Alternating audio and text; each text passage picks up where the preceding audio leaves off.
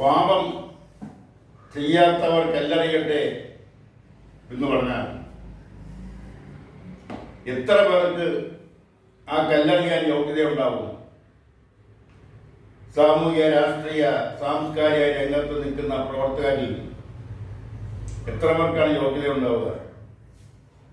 അതുപോലെ തന്നെ ചലച്ചിത്ര, സീരിയൽ രംഗത്ത് നിൽക്കുന്നവർ അടക്കമുള്ളവർ എടുത്തു നോക്കിയാൽ അതിൽ ആർക്കെങ്കിലും കല്ലെറിയാൻ യോഗ്യതയുള്ള ആരെയെങ്കിലും കണ്ടെത്താൻ കഴിയുമോ?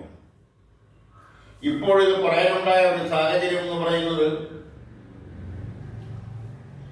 ഒരു യുവ MLA രാഹുൽ മാങ്കൂട്ടത്തിൽ അദ്ദേഹത്തിനെതിരെ ഉണ്ടായിരിക്കുന്ന അല്ലെങ്കിൽ ഉണ്ടായിക്കൊണ്ടിരിക്കുന്ന കോലാഹലങ്ങളെ കുറിച്ചാണ്. അദ്ദേഹം ഇപ്പോൾ ഒളിവിലാണ്. കാര്യം വെളിച്ചത്ത് വന്നാൽ, തെളിവിൽ വന്നാൽ അദ്ദേഹത്തെ പോലീസ് അറസ്റ്റ് ചെയ്യും. അദ്ദേഹവുമായി ബന്ധമുണ്ടായിരുന്ന ഒരു സ്ത്രീ മുഖ്യമന്ത്രിക്ക് നേരിട്ട് കൊടുത്ത പെറ്റീഷൻ, ആ പെറ്റീഷൻ പോലീസ് ഡിപ്പാർട്ട്മെന്റിന് കൈമാറുകയും അത് കേസ് രജിസ്റ്റർ ചെയ്ത് എതിർകക്ഷിയായ രാഹുൽ മാങ്കൂട്ടത്തിൽ MLA അറസ്റ്റ് ചെയ്യുന്നതിനുള്ള അനുവാദം അല്ലെങ്കിൽ അറസ്റ്റ് ചെയ്യുന്നതിനുള്ള നടപടിക്രമങ്ങൾ പൂർത്തീകരിക്കുകയും ചെയ്തു. അറസ്റ്റ് ചെയ്യുന്നതിന് വേണ്ടി ആ MLA കിട്ടാത്ത സാഹചര്യം. ആ MLA എവിടെയോ ഒളിവിൽ കഴിയുന്നു. ഇതിന്റെ ഇതിനു മുമ്പ് ഇതുപോലുള്ള സംഭവങ്ങൾ ഉണ്ടായിട്ടുണ്ട്. MLA പറയുന്നത് ഇത് ഉഭയ സമ്മതപ്രകാരം ആണെന്നാണ്. പല കാര്യങ്ങളിലും ഇതാണ് സത്യം. ഇരുവരും അറിഞ്ഞ് ഇരുവരുടെയും സമ്മതപ്രകാരം ഉള്ള ബന്ധം. ആ ബന്ധത്തിൽ എവിടെയെങ്കിലും വിള്ളൽ ഉണ്ടാകുമ്പോൾ അല്ലെങ്കിൽ എവിടെയെങ്കിലും അഭിപ്രായ ഭിന്നതയുണ്ടാകുമ്പോൾ ആ അഭിപ്രായ ഭിന്നതയിൽ നിന്നും ഉടലെടുക്കുന്ന, ജീവനെടുക്കുന്ന വൈരാഗ്യം, ആ വൈരാഗ്യത്തിന്റെ അടിസ്ഥാനത്തിലാണ് ഇതുപോലുള്ള സംഭവങ്ങൾ ഉയർന്നു വരുന്നത്. ഇതുപോലുള്ള സംഭവങ്ങൾ ഇതിനു മുമ്പും ഉണ്ടായിട്ടുണ്ട്. കേരള രാഷ്ട്രീയത്തിൽ, ഇന്ത്യൻ രാഷ്ട്രീയത്തിലൊക്കെ ഉണ്ടായിട്ടുണ്ട്. ലോക രാഷ്ട്രീയത്തിൽ തന്നെ ഉണ്ടായിട്ടുണ്ട്. കേരളത്തിൽ എത്രയോ മന്ത്രിമാർക്ക് രാജിവെക്കേണ്ടി വന്നു.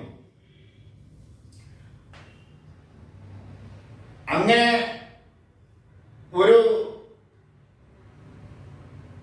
മന്ത്രി, കേരളത്തിൽ ആദ്യമായിട്ട് ഒരു മന്ത്രി രാജിവെക്കുന്നത് തന്നെ ഇതുപോലുള്ള സ്ത്രീ വിഷയവുമായി ബന്ധപ്പെട്ടുണ്ടായ ഒരു ആരോപണത്തിന്റെ പേരിലാണ്. അദ്ദേഹത്തിന് പിന്നെ ഒരിക്കൽ പോലും രാഷ്ട്രീയത്തിലേക്ക് തിരിച്ചു വരാൻ കഴിഞ്ഞിട്ടില്ല. അദ്ദേഹത്തിന്റെ മരണം, ആ മരണത്തിൽ നിന്നും ഉയർന്നെഴുന്നേറ്റതാണ് കേരള കോൺഗ്രസ്. അങ്ങനെ പലപ്പോഴും പല മന്ത്രിമാർക്കും സ്ത്രീ വിഷയവുമായി ബന്ധപ്പെട്ട് രാജിവെക്കേണ്ട സ്ഥിതിവിശേഷം കേരളത്തിലുണ്ടായിട്ടുണ്ട്.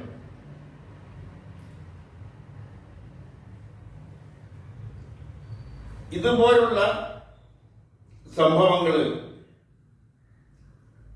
ഇനിയും ആവർത്തിക്കാതിരിക്കും എന്നൊന്നും ആർക്കും ഉറപ്പു പറയാനാവില്ല.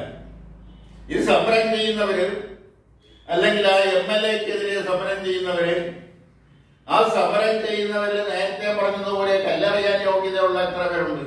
ആരെങ്കിലും ഉണ്ടോ? നേരത്തെ ഒരു MLA ആയിരുന്ന മുകേഷിനെതിരെ ഉണ്ടായ മഹിളാ കോൺഗ്രസുകാരുടെ സമരം, അവർ ആ കൂട്ടത്തിലും ഇത് തന്നെയാണ് പറയാനുള്ളത്. അതൊന്നും താൽക്കാലികമായിട്ട് അവരുടെ രാഷ്ട്രീയ മുഖച്ഛായയിൽ മങ്ങലേൽപ്പിക്കാമെന്നല്ലാണ്ട് ഇതെല്ലാം വോട്ടർമാരെ സ്വാധീനിക്കുമെന്നുള്ള ഒരു വിശ്വാസമൊന്നും ആർക്കുമില്ല. അങ്ങനെയായിരുന്നുവെങ്കിൽ കേരളം കത്തി നിന്ന ഒരു സംഭവമായിരുന്നു സരിത കേസ്. ആ കേസിനോടനുബന്ധിച്ച് അല്ലെങ്കിൽ ആ കേസിൽ പേര് ചേർക്കപ്പെട്ട, പേര് പറയപ്പെട്ട ആരും തന്നെ തൊട്ട് പിന്നാലെ വന്ന ലോകസഭാ തെരഞ്ഞെടുപ്പിൽ പരാജയപ്പെട്ടില്ല. അവര് പൂർവാധികം ഭംഗിയായി വിജയിക്കുകയാണ് ചെയ്തത്. അതുപോലെ തന്നെ കഴിഞ്ഞ സർക്കാരിന്റെ കാലത്തുണ്ടായ സ്വപ്ന കേസ്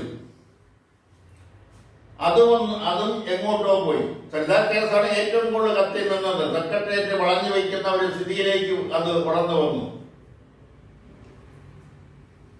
അതുപോലെ തന്നെ സ്വപ്ന സുരേഷിന്റെ കേസ്. അങ്ങനെ ഓരോ തിരഞ്ഞെടുപ്പിനും മുന്നോടിയായിട്ട് ഇത്തരം സ്ത്രീ വിഷയങ്ങളുമായി ബന്ധപ്പെട്ട കേസുകൾ ഉയർന്നു വരാറുണ്ട്.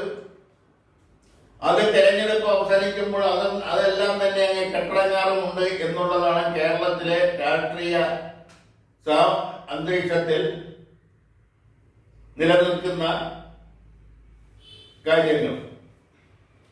അതുപോലെ ഇപ്പോഴും ഈ MLAക്കെതിരെ വരുന്ന അട്ടഹാസങ്ങൾ, എന്തിനാണ് ഇത്തരം അട്ടഹാസങ്ങളുടെ അല്ലെങ്കിൽ ഇത്തരം വിഷയങ്ങളുടെ പറയാൻ പോകുന്നത്? എന്തുകൊണ്ട് രാഷ്ട്രീയം പറയുന്നില്ല? തെരഞ്ഞെടുപ്പ് എന്ന് പറയുന്നത് ഇപ്പൊ കേരളത്തെ സംബന്ധിച്ചിടത്തോളം ഏതാനും സ്വതന്ത്രന്മാരെ മാറ്റി നിർത്തിയാൽ മറ്റെല്ലാവരും തന്നെ വ്യക്തമായി രാഷ്ട്രീയമുള്ളവരാണ്. മറ്റെല്ലാ സ്ഥാനാർത്ഥികൾക്കും വ്യക്തമായ രാഷ്ട്രീയമുണ്ട്. അവർ 3 മുന്നണിയുടെ പ്രതിനിധികളായിട്ടാണ് മത്സരരംഗത്തുള്ളത്. കോൺഗ്രസിന് അർത്ഥം കൊടുക്കുന്ന ഐക്യജനാധിപത്യ മുന്നണിയും CPIM അർത്ഥം കൊടുക്കുന്ന ഇടതുപക്ഷ ജനാധിപത്യ മുന്നണിയും BJP അർത്ഥം കൊടുക്കുന്ന NDAയും നാഷണൽ ഡെമോക്രാറ്റിക് അലയൻസ്. അങ്ങനെയുള്ള അവരുടെ മുന്നണി രാഷ്ട്രീയം പറയുകയാണ് വേണ്ടത്. എതിരാളികളെ രാഷ്ട്രീയമായി നേരിടുകയാണ് വേണ്ടത്. അത് ചെയ്യാതെ എവിടെ നിന്നെങ്കിലും വീണ് കിട്ടുന്ന ഇതുപോലുള്ള സ്ത്രീ വിഷയവുമായി അതിനെ ഉയർത്തിക്കാട്ടിക്കൊണ്ട് പ്രചരണ രംഗത്ത് അതാണ് ഏറ്റവും വലിയ സംഭവമെന്ന് വരുത്തി തീർക്കുന്നത് ഒരു ശരിയായ മാർഗമല്ല. അതൊരു മൂല്യാധിഷ്ഠിത രാഷ്ട്രീയത്തിന് യോജിച്ചതുമല്ല. നിങ്ങൾ രാഷ്ട്രീയം പറയൂ, രാഷ്ട്രീയമായി എതിരാളിയെ നേരിടൂ. അതാണ് ഈ അവസരത്തിൽ ഈ തദ്ദേശീയ സ്വയംഭരണ സ്ഥാപനങ്ങളിലേക്കുള്ള തെരഞ്ഞെടുപ്പ് പടിവാതിൽക്ക് നിൽക്കുമ്പോൾ കേരളീയ ദർശന് പറയാനുള്ളത്.